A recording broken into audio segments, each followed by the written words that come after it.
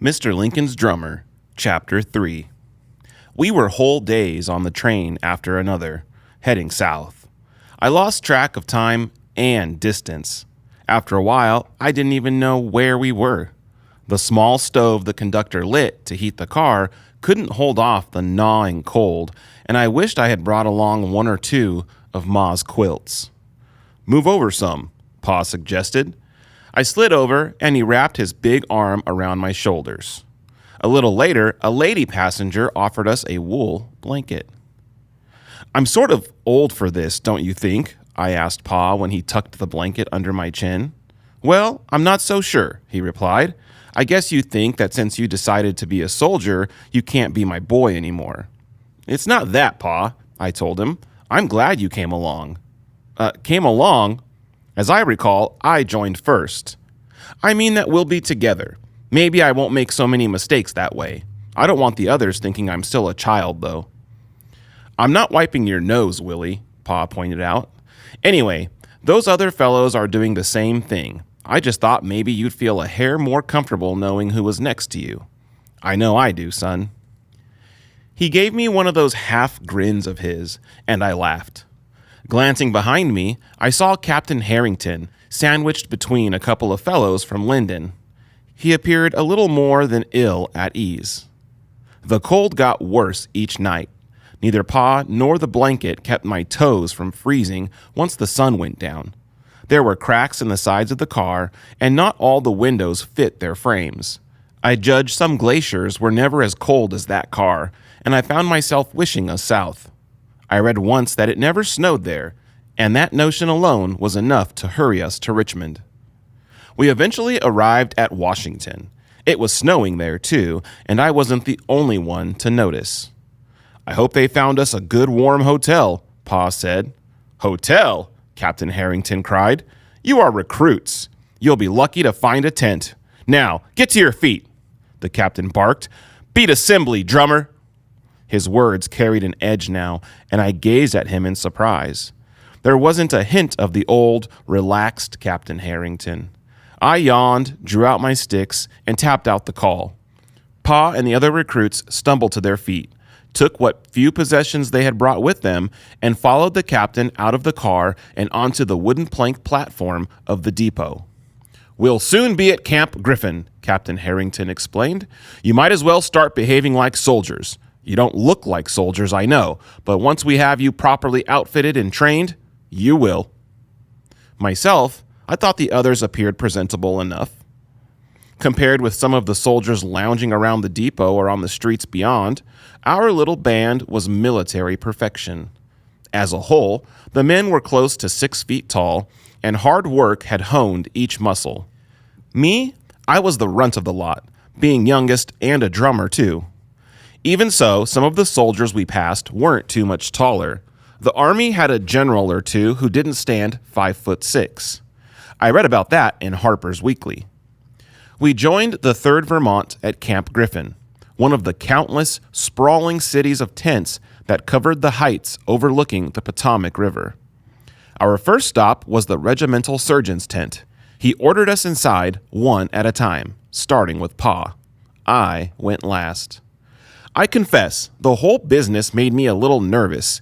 Each man walked into that tent and disappeared. When my turn came, I picked up the drum and stepped inside. A somber-faced man in a white coat eyed me sourly and ordered me to set the drum beside the door. "You the last?" he asked. "Yes, sir," I replied, trying to stiffen my back and stretch myself taller. "Does your mother know you're here?"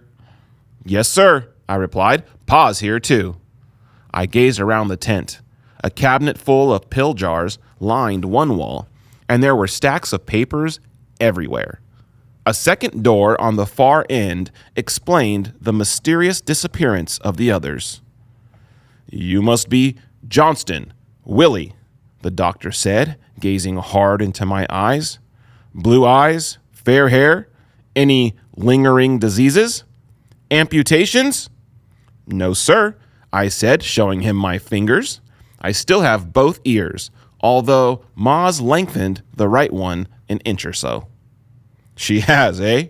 he asked, laughing as he scribbled something in his notebook. All right, strip. Sir? Peel your clothes, boy. You don't expect me to examine you through a wool jacket, do you? I hesitated, but he placed his hands on his hips and grunted. I pulled off my shoes, pants, jacket, and shirt. Everything, he muttered impatiently. Everything? I gasped. Son, I don't expect you have webbed feet or a tail, but the army expects me to make sure anyway. I frowned. I shared an attic with 2 brothers, and in the summer, I swam buff naked with friends outside town. Still, I wasn't too eager to bare myself in front of a stranger. I hate to hurry you, Willie, but the sooner we get finished, the sooner you can get your clothes back on, he whispered. Trust Doc Jones, won't you? He rested a hand on my shoulder, and I shook off the worst of my embarrassment. I finally stepped out of my drawers. Height, he muttered. Before I could reply, he backed me against an upright wooden plank, straightened my head, and made a mark on the board with his pencil. 4 feet 10 inches, he said. And a half, maybe, he added, reading my disappointment. Boots will make you taller, of course. Of course, I agreed. He pointed to a set of scales. I hopped across the cold ground and stepped up, and he shifted some weights until a bar balanced. 84 pounds, Doc Jones observed. They might have starved you on that train to get you so skinny. 84 pounds, Doc Jones observed. They must have starved you on that train to get you so skinny. You be sure to come by the officers' mess every day or so. I'll save you something. I don't believe there's a man in this regiment who can cook. I can fry an egg, I boasted, and boil potatoes. Well, we don't get too many of either, he said, poking my side. Ever had a fit? No, sir. Do your bowels move freely? I nodded. He tapped my knees, examined my elbows, and took a good look at my toes. Anything wrong? I asked as he scribbled notes in his book. No, son, you've got all your parts. Some of them could do with a scrubbing, and I wish you had a little more meat on you. Pa always says it's the hungry wren that will dig deepest for a worm, I declared. I believe you'll do, Willie Johnston, the doctor said. Grab your clothes and slip through that door there to the quartermaster. He'll get you properly outfitted. Yes, sir, I said, slipping into my drawers, grabbing my clothes, and hurrying toward the back door. I didn't have half the trouble with Dr. Jones that I had with the quartermaster. He was a big, round-faced man who joked about my size and laughed at the goosebumps spreading across my nearly frozen back. He finally tossed me some stockings 10 sizes too big. The uniform pants would have fit Pa, and the tunic stretched down to my ankles. Don't you have anything else? I asked. Questioning my authority, boy? He barked. No, I replied, just your eyesight. The quartermaster got all red and puffed up, and he was about to march out from behind his counter when Captain Harrington came in. Sergeant, what's this? The captain asked, taking the tunic from my trembling fingers. He can't wear this. He needs to use his hands. Find him a smaller size. Yes, sir, the quartermaster said, scrambling around. In short order, he located a uniform that was still big, but I could hem the pant legs myself and shorten the sleeves. Suspenders would take care of the rest. I got myself dressed, collected my discarded clothes, and followed the captain outside. Calvin Stebbins was waiting there with a grin on his face. My drum rested beside his feet. Cal? I asked. Drummer Johnston. I'm detailed to guide you to Company D, Cal told me. Where's Pa? I asked Captain Harrington. He'll serve with Company B, the captain explained. I'm sorry, son, but they already had a drummer. Company D needs one. But, I began. You know a lot of the boys, Willie, Cal whispered. Lots of 'em youngsters like us. It's mostly old gray beards in B. Johnston, the captain said, turning me toward the smaller tents of the soldier camps. You might as well know that a soldier follows orders. You go where you're needed. It might ease your concerns, though, to know that I am commander of Company D. I stared up at him, nodded slightly, and left with Cal. It didn't make me feel a bit better. The captain knew that Pa expected me to serve with him. I had a sour taste in my mouth about the train trip, and now I had a battle just getting a uniform that would fit. The only kind words I'd heard since joining the regiment had come from Doc Jones, and they were pitiful small compensation for treating me like a prize hog on market day. Things improved some once Cal led me to his tent. "Not him," Orlando Stevens complained when I slipped through the flap and faced my tent mates. "Welcome to Camp Griffin, Willie," his younger brother Russell said, gripping my frozen hand. "Get this boy closer to the stove, brothers. He's cold as ice." "I heard the cap growl at that quartermaster about keeping him waiting on a uniform," Cal muttered as he buttoned the flap. "I'd introduce you around, Willie, but I think you know about everybody." In truth, I did. Besides Russ and Orlando, Calvin Stevens was there too. The Stevens brothers were all about 5'7" or 8", and they had similar features. Calvin, who everybody called Blackie because of his dark hair, was the middle one. Lando, at 20, was the oldest. He had sandy brown hair and sported the beginnings of a mustache. Russ was 18, and he had gray, serious eyes. He reminded me of my brother James. Moses Torrance, a 17-year-old from Melbourne, Horace Partlow, a 19-year-old from the little town of Holland, and Salome Persons, an old man of 20 from Morgan, also called the conical tent home. "There are times when 8 bodies are a nuisance," Cal observed, "but never on a cold night. We do have to explain about spoke sleeping." "What?" I asked. "Each fellow puts his head toward the stove and his feet to the wall," Russ told me. "That way everybody gets some warmth. I'll warn you, tent sleeping takes some getting used to, particularly the smell. But you ought to have a look at some of the other camps if you think we're having a hard time. There are outfits sleeping in wedge tents. They have to sleep spoon style." "Spoon style?" I asked, scratching my head. "That anything like spoke style?" "No," Cal said, shuddering. "In a wedge tent, the first man puts his head toward the door. The next puts his feet. There are 6 men in those tents, and each one has his nose at his tent mate's feet. That's a pleasant thought now, isn't it?" "The real fun comes when somebody needs to turn," Lando said, shaking his head. "Everybody has to do it at the same time, or you can have yourself some serious accidents." "So you see, we Vermont boys are making out fine," Cal told me. "We have room to move around, and our little stove here keeps us from freezing." "There's a price to all this high living," Lando observed. "Our stove has an appetite for wood. So whenever we're not drilling or doing picket duty, we're out gathering and chopping logs. You'll take a turn too, Willie." "I expect to do my share," I replied. "Now who's hungry?" Lando asked. "I am," I shouted, and the others cried out their agreement. I then had a chance to learn the real merit of having a stove in your tent. Besides keeping us warm, it allowed us the chance to cook our own rations. We're issued bread, salted beef or pork, beans, and even vegetables sometimes. Cal explained as Moses dragged over the rations box. "He's a regular genius," Russ said, nodding at Moses. "I like to cook," Moses said, taking a slab of bacon from the box. "It's a challenge considering what they give us, but we'll do all right."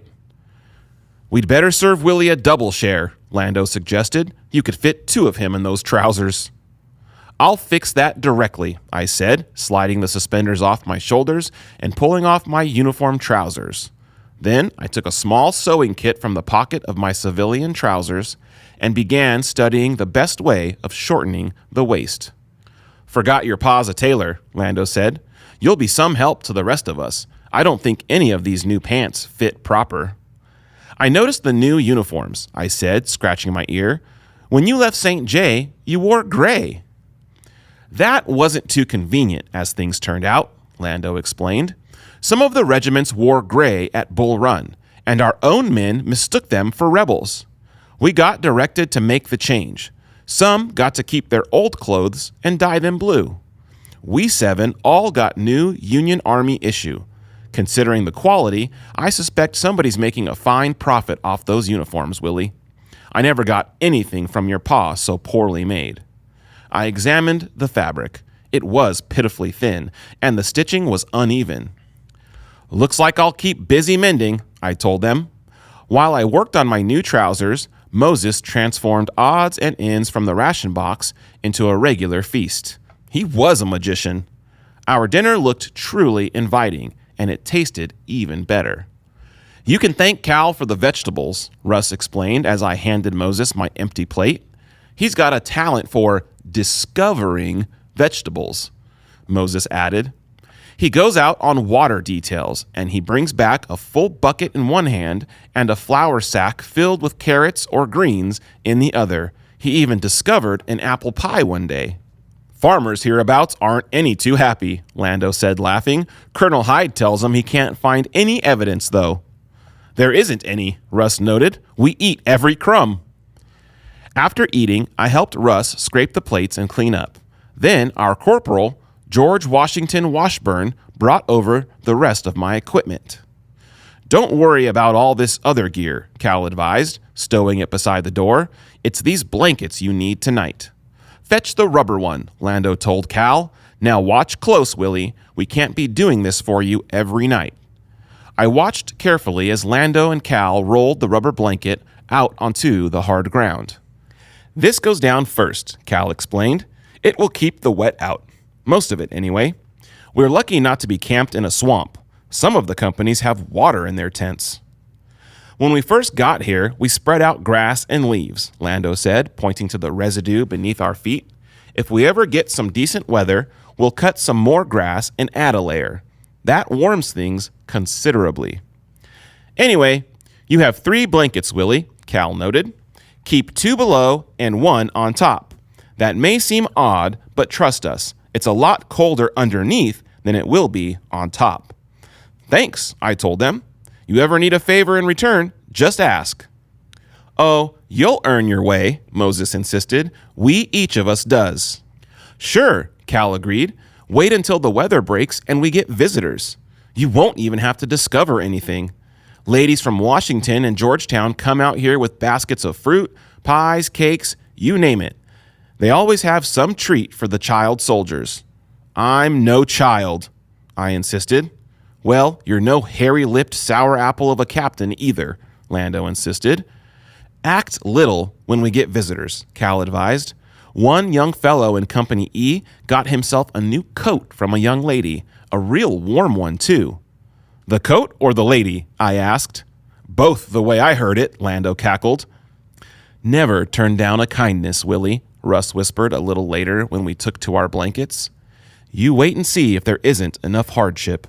Once the snows melt and we go back to drilling all the time, you'll get so you welcome a fever for the rest it earns you. I saw the truth of his words in his eyes, and I took it to heart.